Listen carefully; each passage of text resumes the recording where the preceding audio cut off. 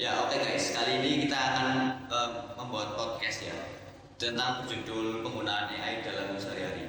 Dan untuk kali ini kita kedatangan tamu yaitu Siva Nadia dan Sinta Swastika. Persilakan.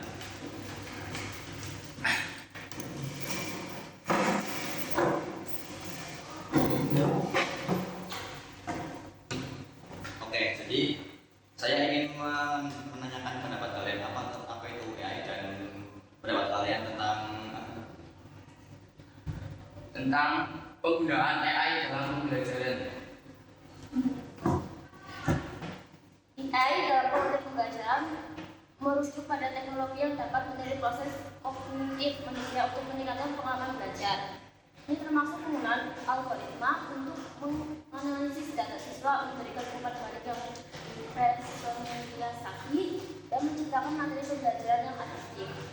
Menurut saya sendiri AI itu alat bantu pembelajaran dalam manusia dan siswa yang biasa digunakan setiap hari ya sehari-hari. Kalau penggunaannya AI itu menurut saya pribadi banyak mengandung unsur dampak negatif, dampak positif itu pasti ada. Dan menurut saya juga kalau AI itu sering mengarah pada media-media yang terlalu digital, terus biasanya sering digunakan oleh para siswa yang digunakan untuk alat bantu yang belajar. Ya, kalau pendapat kalian bagaimana sih kalau bisa AI buat kayak pembelajaran siswa gitu? Kalau menurut saya AI dalam pembelajaran sehari-hari sih menurut saya ada dampak positif, dampak negatif. Kalau dampak negatifnya mungkin ya kayak dipersalahgunakan untuk pembelajaran kalau emang tidak disuruh. Terus yang kedua kayak digunakan untuk menyontek dan lain-lainnya, itu menurut saya kurang efektif. Dan dampak positifnya ya karena dari seseorang yang tidak tahu itu menjadi tahu sebab ada alat bantu yaitu AI yang sekarang sedang merajalela di teknologi sekarang di tahun era ini. Iya. Apakah ada resiko dalam penggunaan AI? Ya, ada resiko banget, ada resiko lah ya. Yang pertama itu biasanya jadi kecanduan oleh para siswa, yaitu untuk mengerjakan jadi seringnya mencontek oleh AI. Apalagi sekarang itu ada kementerian yang mewajibkan dalam sekolah itu wajib menggunakan aplikasi Google Form, yaitu yang Google Form itu masih bisa mengakses internet lainnya, kayak masih bisa menggunakan Google, ChatGPT, AI, Gemini, dan lain-lainnya. Itu yang menyebabkan dampak negatif yang sangat merajalela di tahun-tahun ini, yaitu karena mengakibatkan manusia itu, siswa itu ketergantungan dalam aplikasi AI tersebut. Kalau menurut Cinta mungkin dia berbeda lagi, tapi kalau menurut saya itu seperti itu. Menurut saya penggunaan AI itu nggak efektif, tapi ada dampak positifnya juga. Nah, dampak negatif dalam penggunaan AI itu siswa menjadi bodoh karena tergantungan dalam AI. Untuk dampak positifnya banyak karena siswa dapat mengetahui banyak hal tentang semua pelajarannya. Baik, apakah menurut teman-teman sekalian AI juga menguntungkan bagi guru atau hanya menguntungkan bagi siswa saja? Ya, menurut saya menurut saya juga. Karena apa? Karena biasanya guru maupun siswa itu masih sama-sama manusia, dan AI itu diperuntukkan, diperadakan itu untuk membantu sesama manusia di era sekarang ini yang semakin merajalela. Bisa digunakan untuk kayak pembelajaran, ya, kayak yang tidak tahu menjadi tahu, yang tadinya di Google tidak ada menjadi ada, kan kita tidak tahu juga. Itu aplikasi AI juga banyak sekali, nggak cuma ChatGPT, Google itu nggak, sekarang sudah banyak sekali. Apakah menurut kalian AI itu dapat menggantikan peran seorang guru?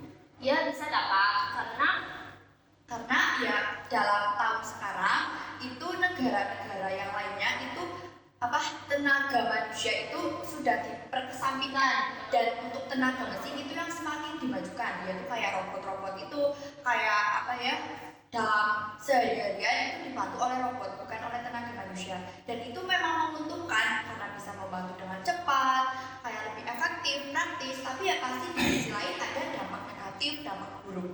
Ya seperti itu.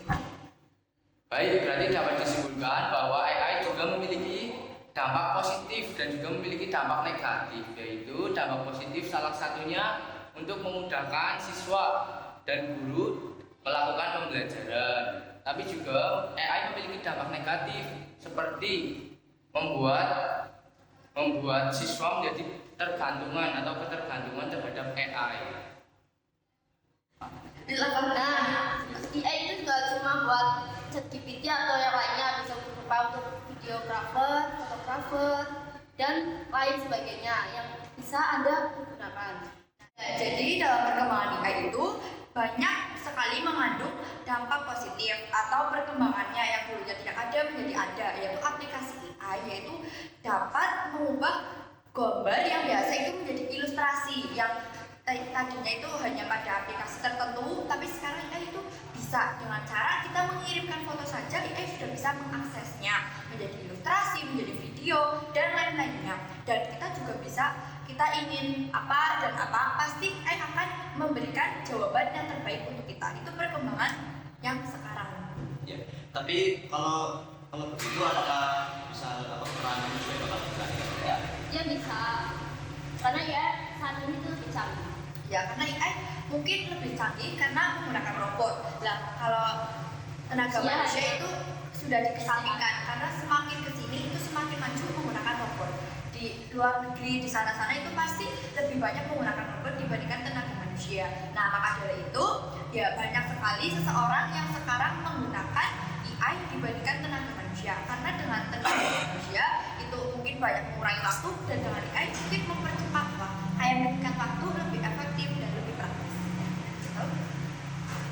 Menurut kalian, jika kalian bisa memilih, kalian lebih baik memilih pembelajaran menggunakan AI atau pembelajaran seperti masa waktu kita SD atau belum ada AI atau AI belum seterkenal canggih ya sekarang. Kalau menurut saya kita sesuaikan dengan kondisi pembelajaran. Tetapi mungkin 90% pasti semua memilih menggunakan AI. Mengapa seperti itu? Karena AI itu lebih canggih dibandingkan menggunakan kayak zaman dahulu lah ya, nggak ada AI itu kayak mungkin benar-benar otak yang berfungsi. Tapi sekarang mungkin ada robot yang menggunakan robot. Jadi robotnya itu difungsikan dengan baik. Itu kalau digunakan dengan baik. Tapi kalau tidak digunakan dengan baik mungkin ya akan hancur ya. AI nggak tahu bagaimana sekarang. Menurut aku sih mendingan zaman dulu ya, karena kenapa? Karena pembelajaran yang zaman dulu lebih efektif dan tidak membuat manusia itu lebih bodoh dalam berpikir. Bisa mikir dengan majalah-majalah tanpa menggunakan AI. Ya, oke. Terima kasih atas pendapat kalian dan terima kasih sudah menonton podcast kami. Sampai jumpa di video selanjutnya. Dadah. Jangan lupa like